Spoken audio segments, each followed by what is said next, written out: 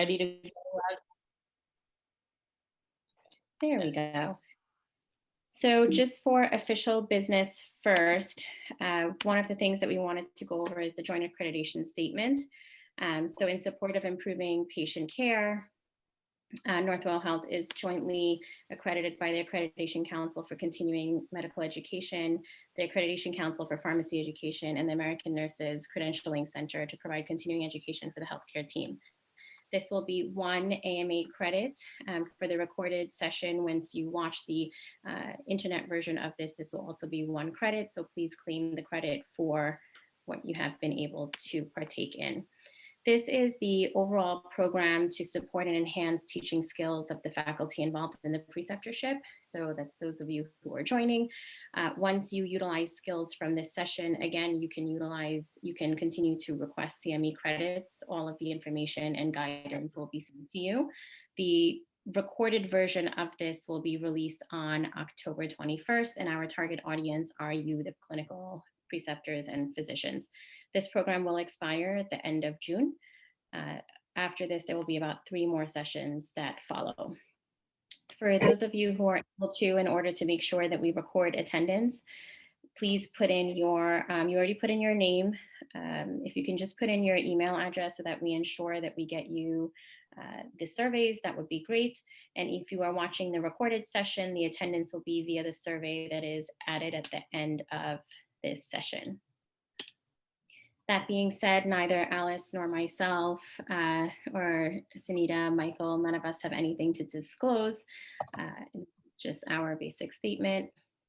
And we will get going with Dr. Forneri, who is a content expert in clinical teaching. And so she will go ahead and get started. Well, thank you for being here tonight with us. And this is a new series we're starting. So this is the first of 4, if I'm not mistaken. Is that correct, Doctor? Yes. That's good. So we have 4 in the series. So we're going to start with the overview tonight, which does have practical skills. So it won't just be an overview, it will be the introduction of some core skills. So these are the objectives we'll be covering tonight, and that's what you will be evaluating us on. Go ahead, next. So one of the most important roles you have, and all of you are physicians. So I just want to say, you've been in a situation where you either watch somebody who is role modeling or you are the role model. So this should be very comfortable for you, but we're going to make it very explicit what we're talking about. So being a role model is someone who is an example, whose behaviors serve as ideal for the student to pattern their own behaviors after, or is seen by learners as an exemplary model for their own growth and development. Clinicians really play a key role in the clinical education of peers and junior learners. And role modeling of both positive and, unfortunately, role modeling of negative behaviors does happen by physicians is a component of clinical teaching and can influence the formation of a learner's professional identity via the enculturation of values, attitudes, and characters. So I just read you a lot of words. So anybody have any comments about being a role model for our young learners? All of you agreed to take students in your office. This is known as a fact. What do you think about being a role model for them? Is that something you thought about when you said yes, when somebody asked you to do this? Any thoughts?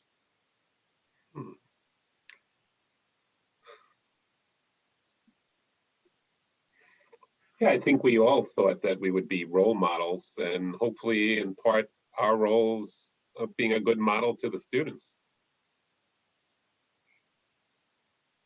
And Joel, if you had one thing you want to show every student who comes to your office as a role model, what would that be? How to be a mensch. How to be a mensch. So that's a little bit of a cultural sensitive word. Is everybody okay with it here? You know, you want to be culturally sensitive, that everybody gets the word mensch. Be compassionate, how to show the patients how to show the student that you care about your patients. It's not just the science of it, it's that you take an active interest in their life, in how they feel, that they can feel relaxed with you and will share what all the information you need to get from them.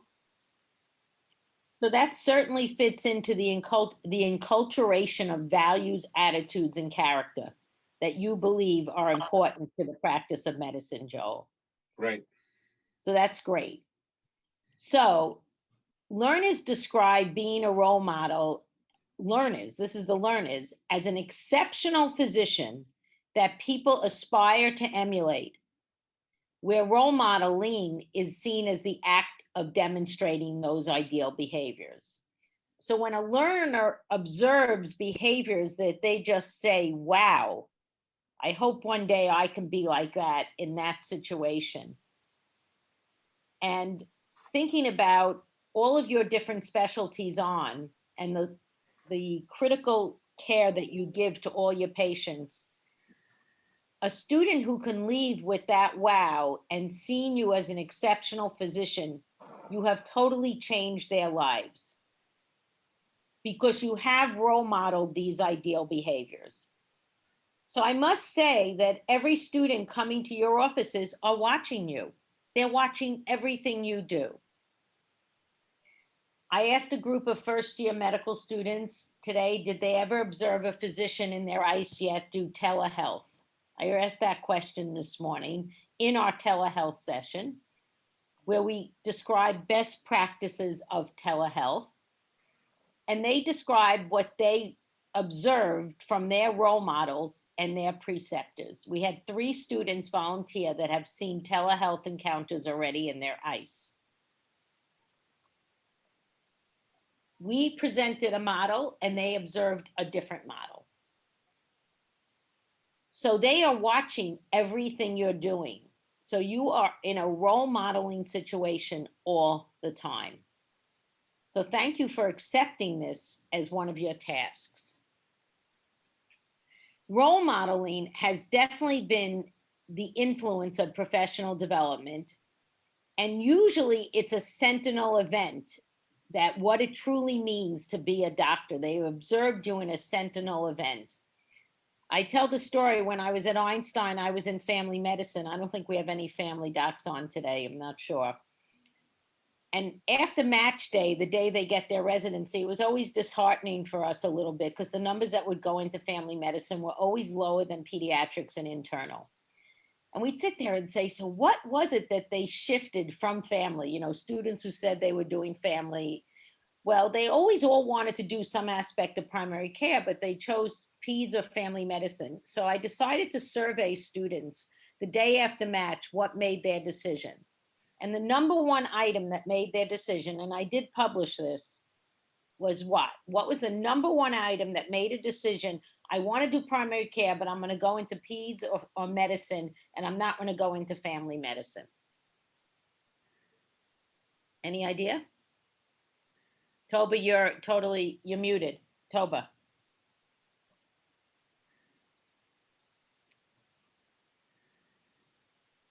You're muted. Anybody? Go ahead. Yeah, role modeling. Who they met along the way changed their mind.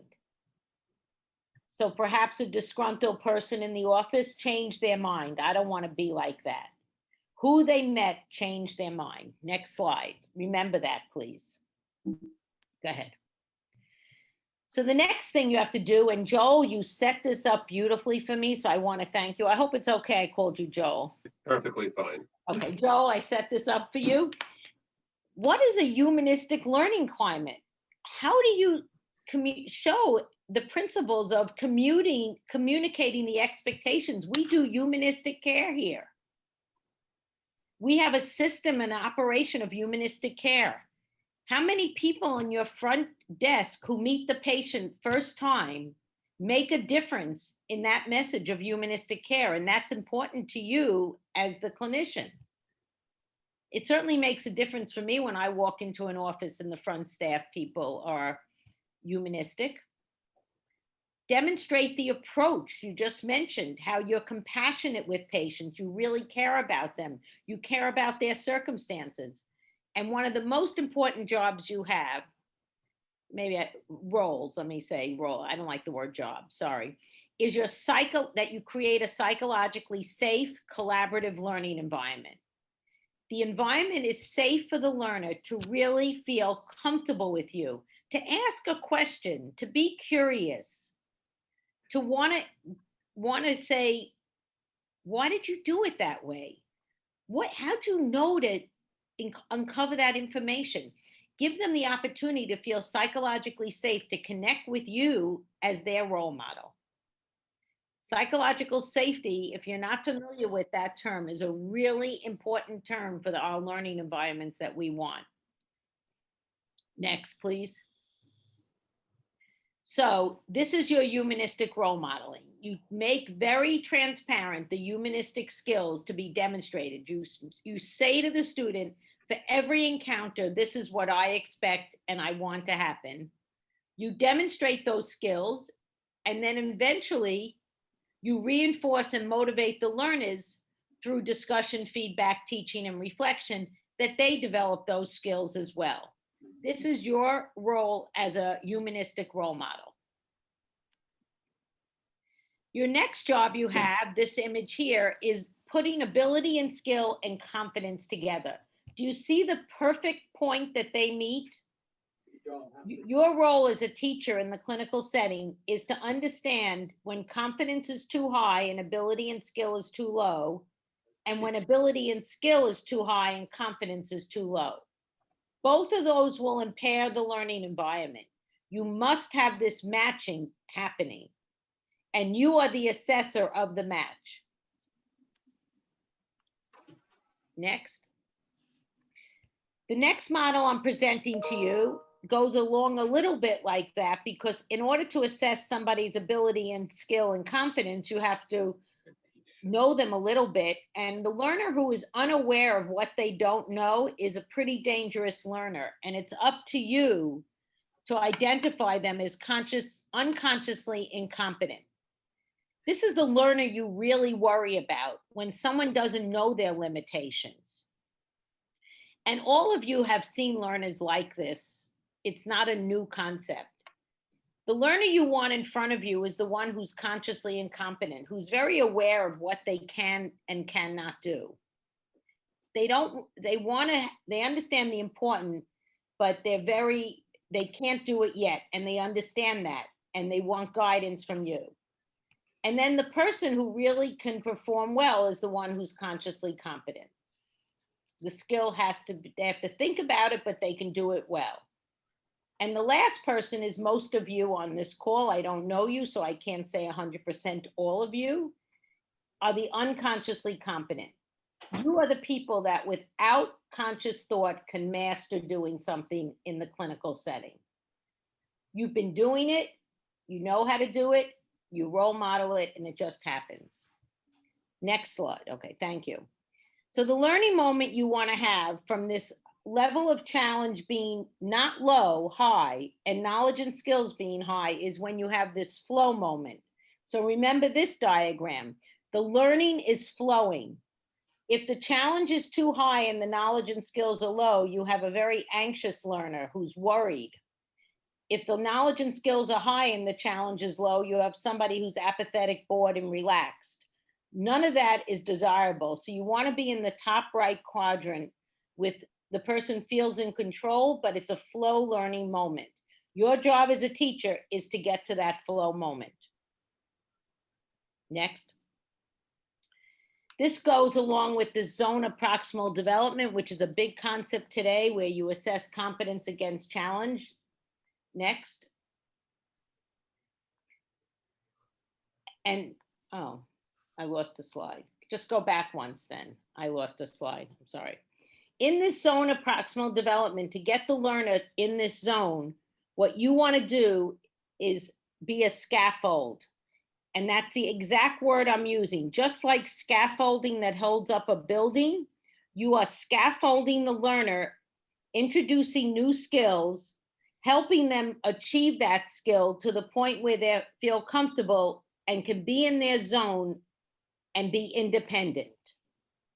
So your role as a teacher, and I had a slide that showed scaffolding, so I apologize, is really important to think of yourself just like scaffolding, holding up a building, but holding up your learner.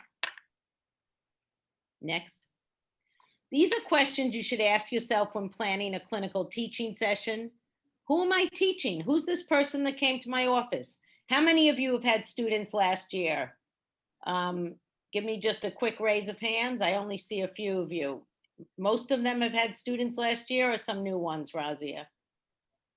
There are a few new ones here, but mostly prior preceptors. So Joel, you had a student last year. Yes. You happen to be in my view. That's why I'm calling on you so much. Joel, every student, even though you had a student last year, the student you get this year is not the student last year, even though they're both MS1s. That is correct. That is, thank you. Every student is unique. So just because you've had one MS1, that's all you've had is one MS1. And the next one is going to be different. So understand who they are. Ask them, prior experience. What have you done in life so far? Where have you been? How much time have you spent in clinical settings? Some students have done none. Some students have been scribes for 2 years. Everybody is different. What is the thing that you want to teach and what do they want to learn? And then how are you going to teach it? Are you going to demonstrate it? You're going to let them fly on their own and watch them? You're going to do it together? And the last question is, how will I know they got it? That's a job you have, another role. How will I know the student understands what they really should be doing? And the only way to know that is to have a moment of reflection with the student and ask them, so what did you get out of seeing this patient? What did you get out of this experience today? Next. So when you ask questions to check understanding, do it in bite-sized chunks. Put things in a broader context. When you saw patient X, what were you thinking? What part of the history was so important? Summarize, so far, this is what we've covered in today's visits, and always discuss a take-home message by asking the students, not your take-home message, what was the take-home message for you today? I should never forget to ask X question to a patient. I couldn't believe how much information it gave me today, whatever that X is. Next. There's always the tension. I know we have a transplant surgeon in the room. And this really, I think, is very relevant to the surgical specialty. When to ask a student something and when just to tell. When to model and when to watch them. When to discuss process of doing something versus the content, the disease, the illness versus the process. I'm going to refer somebody for a consultation is a process. Why you're referring them, how you're referring them is process. Taking care of their disease is content. And the most important thing is when to see a patient with them and when can you be afar. These are judgments you have to make as the teacher. Nobody else could make these judgments. When can you be with them, have to be with them and afar. And the reason I say in surgery, these are it's a higher stress critical situation. And these are important tensions to deal with when teaching. Next. This is a typical pyramid. It's interesting. I'm teaching the whole week in a Harvard course called Systematic Assessment, Systems of Assessment, if I got the name right. So we're talking a lot about this pyramid in this course. This pyramid was developed in 1990, 30 years ago, okay? And it sticks. It's here to stay. It's called Miller's Pyramid. Somebody knows something. They know how. They show it, and then like most of you, you just do it. Our students are not just doing it. Their level of skill progresses and their level of knowledge progresses as they go up the pyramid. And their authenticity as a professional progresses. So most of our students are in more the nose, the foundational, and maybe a little bit in the knows how. The MS1s, maybe not. And hopefully by MS2 year, the end of MS2 year, they're showing. Go ahead. So one of the clear things you want to do the first time you have a student, now all of you have had students in your office already? Yes? Some yes, some no. Is to understand when you know the expectations and they know the expectations and they're in the same zone where the bullseye is, they're happy and you're happy. So if a student comes, and I see Dr. Ahmed there, I'm assuming you're doing a surgical rotation with the students, right? Dr. Ahmed, right? Right. Makes sense. You're a transplant surgeon. A student comes and they have an expectation in surgery with you because maybe they've spent time doing things that they're actually going to do something in the OR. I don't know what that thing is, but they're going to do something. Your expectation is they're on this surgery burst. They're going to watch me. Right way, the expectations are not aligned. Or if you have an expectation, I'm going to let the student suture, and the student is coming in saying, I'm petrified of this whole surgery situation. I just want to watch. You have different expectations. So it's very important to have a conversation to align the expectations so you're both on the same agenda.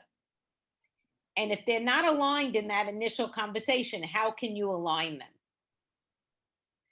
So if you expect a student to suture and they're afraid to suture, then you could discuss, well, if you see me do it, do you think the next time you want to try it? You know, work it out to set the expectations as clear. An imbalance makes a very stressful, and it goes back to that learning paradigm where stress is too high and the learner becomes anxious. So we have a JIT. These are called just-in-time teaching tips that I've created with lots of help, not on my own, but with lots of help. They are my idea. And I must say, I'm very excited. Today, the testing version of the app opened, and they look amazing. So these are coming out in an app on an iPhone, but right now they're coming by email to you. And this is a JIT on how to set expectations with a learner when they come to your office. And you will be getting this from Michael Parrish, I believe, this week. The main thing is to basically say, identify what is your expectation in the time we have today together. Well, I hope to take full histories on patients. I hope to do full physicals. I hope to be able to improve my differential diagnosis. Great, that all sounds reasonable. Let's get started. If someone came in and I expect to do a lumbar puncture, you might say, wait a minute, let's hold back a little bit. So, you need to just have that conversation. You are the person who controls the negotiation and the balance as the teacher. Next. A great thing in a very busy workday is to just have a learning huddle before you start. So invite each learner to name a goal that they have for the day. Facilitate the learner to work on their goals by directing them to any clinical resources they might need. So in terms of differential diagnosis, what do you use when you have a question? Maybe refer them that day. And it's always great to review with them a learning goal they had, either the next day or the next time you see them. So you should always be goal-oriented, but the goal should come from the learners. Our students are very self-directed because that's the model we use at the medical school. So they're used to setting their own goals and objectives. Okay. This slide is a little more complicated, but it's one of my favorite. I love it. And it's called the cognitive apprenticeship model of teaching. So it's where you model something, you articulate with your words what you're doing, then you coach the student, then you explore with them how that went, and you allow them to reflect on what they did effectively and what would they like to do differently next time. This is called cognitive apprenticeship. It's in this published resource. And it's this process of going from the modeling to the independent practice. So When you're modeling, they're observing. When you're coaching, you're doing direct supervision. And then as they're on their own, they're going to more indirect supervision, which might happen later in the year. And then eventually, not this year, they will be able to supervise others. That won't happen this year. So basically, this year, we're in a modeling, articulation, and coaching phase of this cognitive apprenticeship. And your job right now is modeling and then articulating what you're doing, and then obviously, hopefully, coaching them. If you'd like this handout, we could send this very easily. Next. Oh, here's my scaffold slide. It's out of order. I apologize. So this is your job, scaffolding. I knew I had it. You're assisting to independent learning. You're the scaffolder right in the center there. Next. This is a JIT that you're going to get tomorrow on psychological safety. The importance that people can speak up with ideas, questions, concerns. But they have to be accountable, and when they have psychological safety, they're going to be able to learn. If they feel they need to be accountable and they don't have psychological safety, they're not going to be able to learn. The active learning and the learning will stick with this paradigm. And it's really important. You'll get this just-in-time teaching tip as well. Next. This is on using the Socratic method of teaching, and I'm sorry this is so small here. I don't know what happened, but it's the idea of asking a question that's open-ended, using a thought-provoking question and working with the student. So this is very common in a differential diagnosis. So what do you think is going on with the patient? Instead of saying, do you think the patient has COPD? Do you see the difference in those questions? What do you think is going on with the patient? Or do you think the patient has COPD? The COPD question, the student can say yes or no. They say no. Okay. Do you think the patient has heart failure? No. There's no thinking going on. It's a yes and no back and forth. What you really want to do is a Socratic method. What do you think is going on with this patient? What makes you think that way? What more do we need to know? So you're constantly asking open-ended questions in a psychologically safe way to get them to think about what is going on. I apologize for this being so small. So when you ask questions, you really want to move up this taxonomy here. Most people only ask recall questions, which are the remember questions. Some people go to the level of understanding, thinking, what do you think is going on with this patient? That shows understanding. What are the patient's vital signs is a recall question.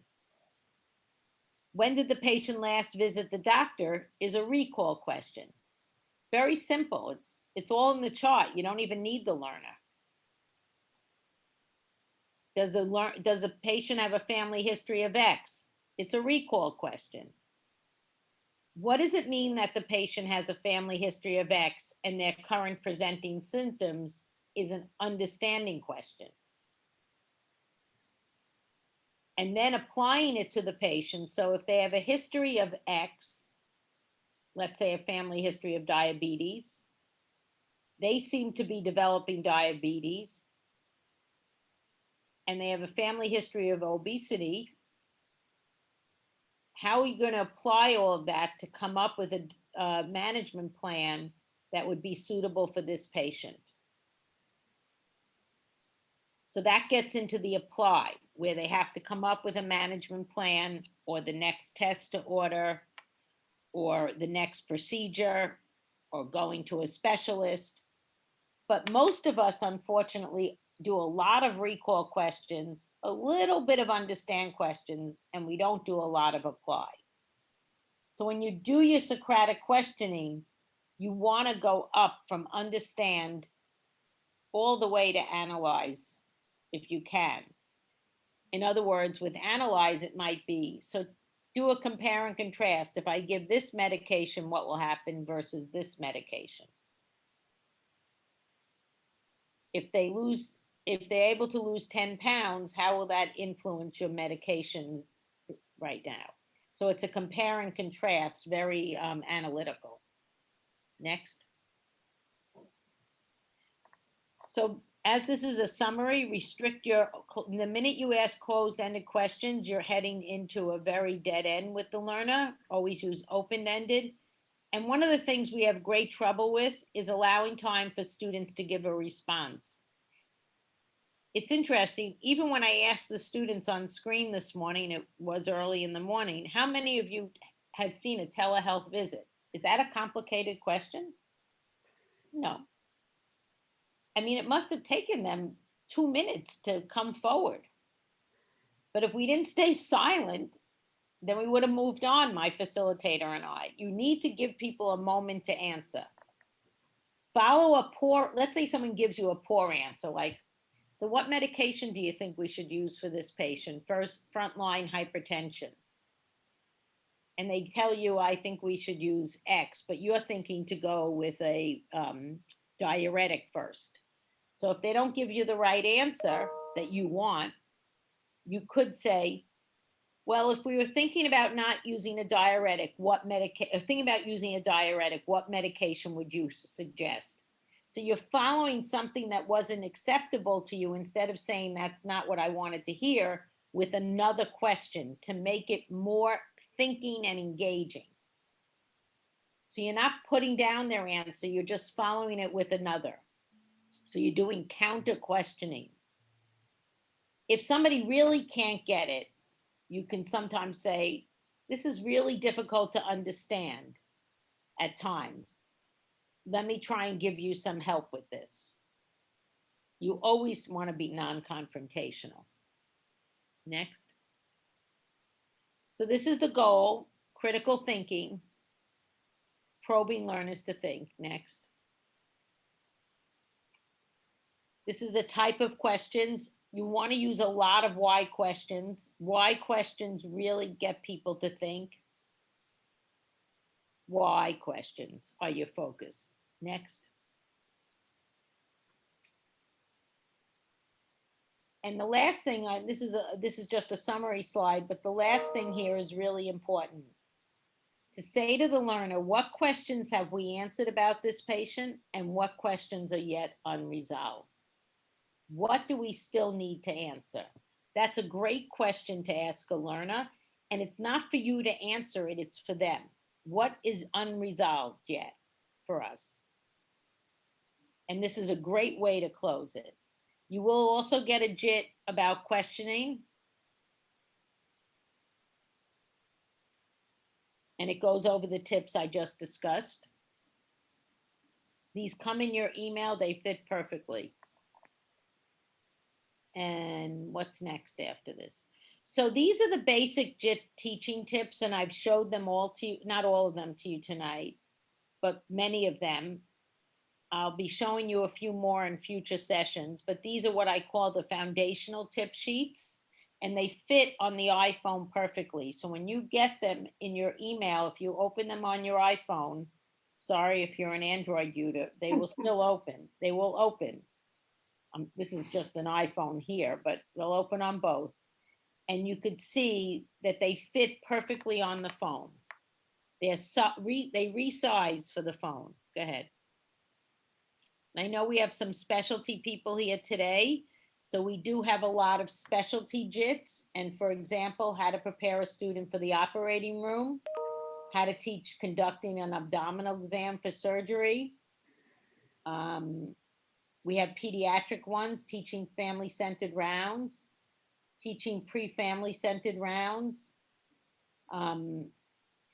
teaching the abdominal exam, how to interpret an abdominal image. So we do have, and how to perform an OBGYN history if you need that. So there's a lot of specialty ones.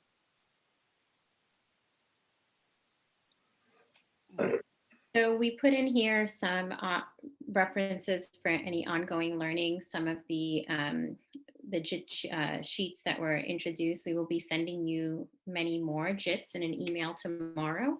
This version of what we discussed will be available for review at a later time. The link will be sent.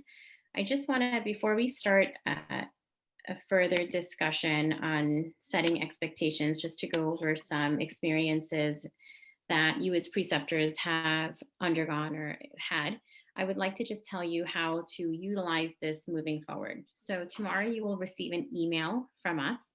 That email will have a link to where this video will live.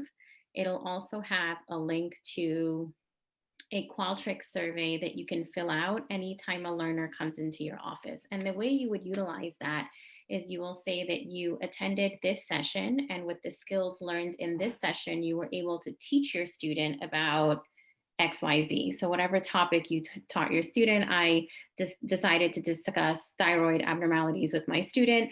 I set expectations on what I wanted them to learn. We reviewed it. And so you can actually request ongoing credits for the duration of the year with skills utilized from these sessions. Are there any questions on the content that Dr. Fornari has discussed? Dr. Aristad, when do they fill out the form that they've used the skills with their learner? Only after they've done it. So it's an after form. Just make that clear. After form of this session. So you've attended this session, so you can utilize skills from this session in future teaching sessions with your students for the rest of the academic year. So then after they see the student, they fill out that form. Is that correct? Yes, you can fill it out after you see the student, every time you see the student. You can fill it out per quarter at the end of the year. We have multiple areas for you to write in how you've utilized the skill.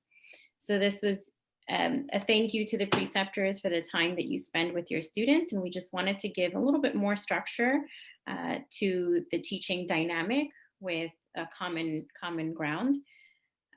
I just wanted to see if anyone had any further questions from Dr. Fornari. She is a content expert. I actually did my master's with her, so I got to learn about this on steroids pretty much throughout the master's.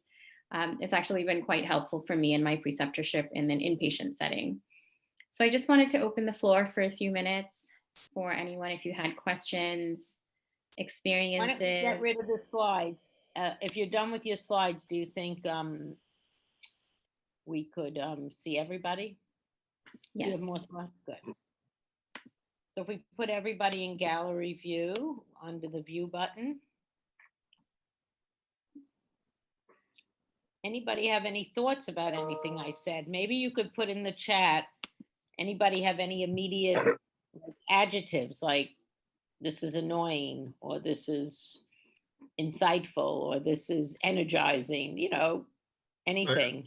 I actually want to say that all your points were really on target and very helpful. And all the things, the points about the surgery, the fine line between expectations and all these things we kind of practice every day. So I'm good. I don't have any questions. I'm just saying thank you. You know, I actually have a question for Dr. Fahmy, because I know, so I think surgery is the field that our students are most scared to experience. How do you set expectations with your students in not so much of an intimidating manner? Right. So just to answer the question about the student who's scared to, I've not seen a student who's scared to suture. If you give a student a needle and the needle holder, they will just suture anything they see. I've never seen a student who does not want to suture. So there is a fine line, definitely. And I actually had a great experience with one of your students last year. My only comment was obviously is the brief encounter, because we get them on half a day twice or something like that. And especially in something like a transplant, I thought they needed a little more, so that just, you know, they're already anxious walking in. By the time we break the ice, they're gone. But still it is worthwhile. It was excellent. And you know, over the years we learn about this fine line between, you know, what they can do and what we can demonstrate for them, and how much can they do independently. This is something that we learn over time.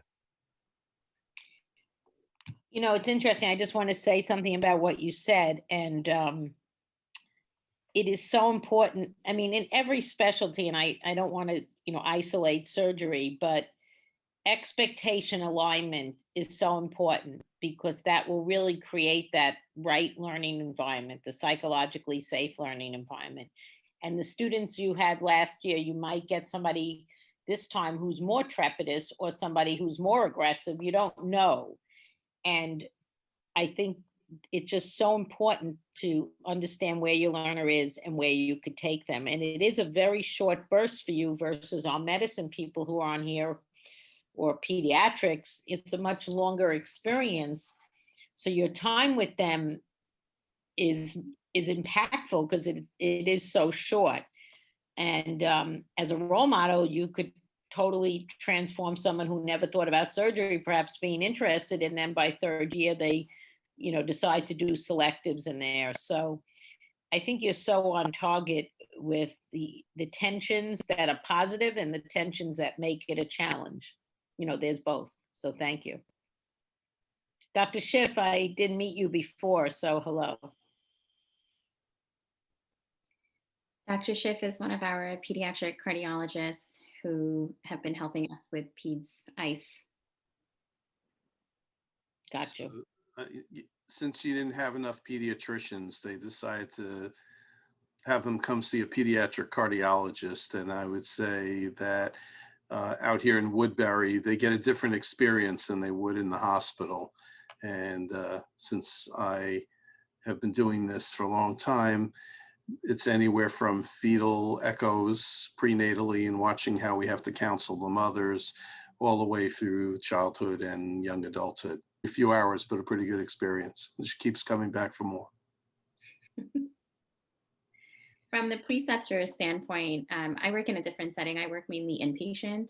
So do you find it difficult with students who come in with high ideal expectations, right? So we teach them the Bates physical exam and the ideal way to communicate and introduce yourself and two patient identifiers. Do you find it difficult to set expectations in your office when they come in with very ideal expectations? I would say that once you hand them a stethoscope, if they can hear the normal heartbeats and they don't hear a heart murmur, and depending, I would say over the years, what kind of stethoscope they end up bringing with them. Sometimes they're like, wow, this one that you have is really good. It's like Bose headphones, or Beats headphones. So I would say that many of them or most of them are never going to be a pediatric cardiologist. And Toba probably has this also on her end in GI. But they will have family members. They will have their own children. Issues may come up. Hopefully they never do, but sometimes they do.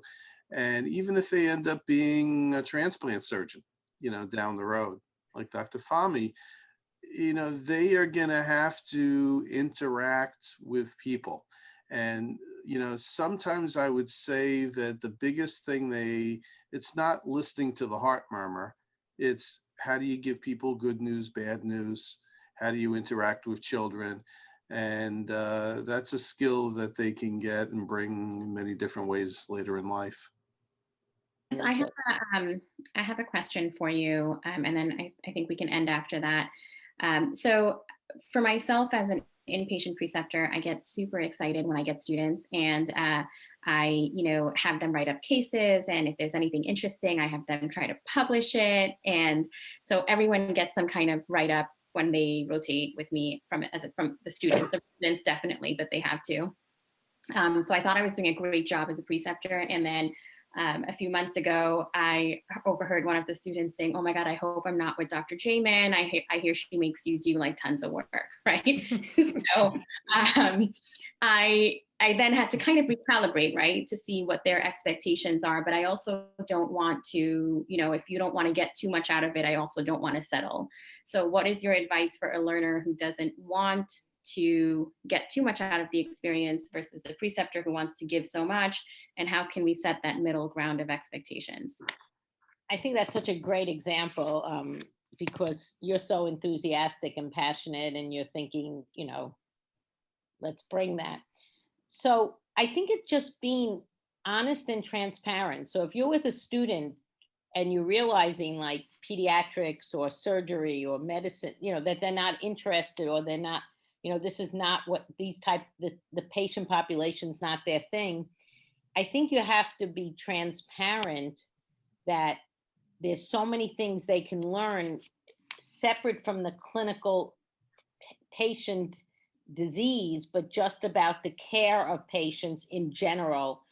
And let's set an expectation about that. How do you take care of complex illness? How do you take care of, for pediatrics, it's how do you take care of families? Because it's never just the patient. For geriatrics, for Joel here, I'm just assuming you have geriatric patients in your practice, I would think. So Yep. how do you deal with generations of children and parents coming in together, or that? How do you de-escalate things? How do you deliver challenging news, which is a common thing? So just come to some agreement on what they are willing to extend themselves to learn. And what you're saying, Razia, not every student wants to get involved in that sort of academic writing area, but maybe there's something else about what you're doing that they would want to extend themselves on. And it might be a clinical guideline they want to know more about, but they don't want to they're scared by that writing thing you put in front of them. So I think it's just, once again, it's that ability, skill, and confidence. And I was speaking to a faculty member last night on email who's struggling with something. And she's a very mature faculty member. And I'm like, I just don't understand why you're struggling with this. Of course, this was on email. Too bad we weren't speaking, but it was late. And she said, I just can't do it. I said, yes, you can. And she said, I can't. And I said, what would it take for you to try and do that? And she lacked the confidence, or the fear of doing it. And even though I have that in her that she could do it, she's not there. The conversation ended. I'll pick it up again. So it might be a student who has such a fear of writing, or something happened in the bed where somebody criticized them. You don't know that backstory. So you might have to you might have to say, I think a good way, I just thought of this, to say, I like everybody to get more than the basics from my rotation with me. What that more is has to be negotiated between you and me. For some of you, it might be this pot. For some of you, it might be this pot. And for some of you, it might be this pot. And have options. And say, does any of this interest you? There's no right or wrong that one is. But there's the basics and then there's more. Because you obviously want to go above the basics. And that comes better than extra work. Yeah. What do you think, Sunita? Yeah, I mean, I think that's a great way to phrase it. So I probably, as a student, would prefer to be asked that way, as opposed to assuming that I'd like to go the route of, doing a write-up or doing a paper. Like maybe my interest is different. So I like that questioning. It also seems a little bit less non-threatening if you truly are, I shouldn't say threatening, or less intimidating. If you truly are intimidated by what's expected of you in terms of writing or coming up with something, it's definitely less intimidating. The other thing I have found over the years is that a lot of people have preconceived notions, and it's coupled that with fear. I always say to them sometimes, what is the definition for the word courageous? And, and it's kind of like jumping over your fears. And when you have very high achieving, very bright people, they don't want to venture into an area where they're not comfortable. And especially if it's something that is not on their horizon. So it's kind of like, what would you do? I mean, and I'll bring back, since we have Dr. Bergman on the call here, when I was a medical student, I did one delivery that baby felt like a greased watermelon or a slippery football. And I said, I never want to do this again. And then I had an experience where an obstetrician had to go over things that were not going to be a good outcome. And it just amazed me how this person can, first of all, catch the slippery watermelon without even blinking an eye. It wasn't Dr. Bergman, it was someone a lot older than him, by the way. And then how they deal with these things that, you know, I was a single guy. I wasn't thinking of having children back then. And some of the things that he deals with on a daily basis, I mean, it's just interesting. I ended up doing one of my subspecialties is fetal echocardiography, and I have to handle this now. And if it wasn't for some of those experiences that I picked up in an area that I definitely did not want to have to pursue, I probably wouldn't be doing what I'm doing now so well. So, you know, it's kind of, I always say, sit them down and just say, okay, you're here. I know someone made you do it. What would you like to get out of it? And some of them will say, like, I have no clue. You know, I'm going to be doing ophthalmology, or I'm going to be doing something else. And it's like, you know, then you have to kind of break it down and say, okay, what are some things that we can kind of learn here together? And So that's that idea. Who is in front of you? Find out who's in front of you.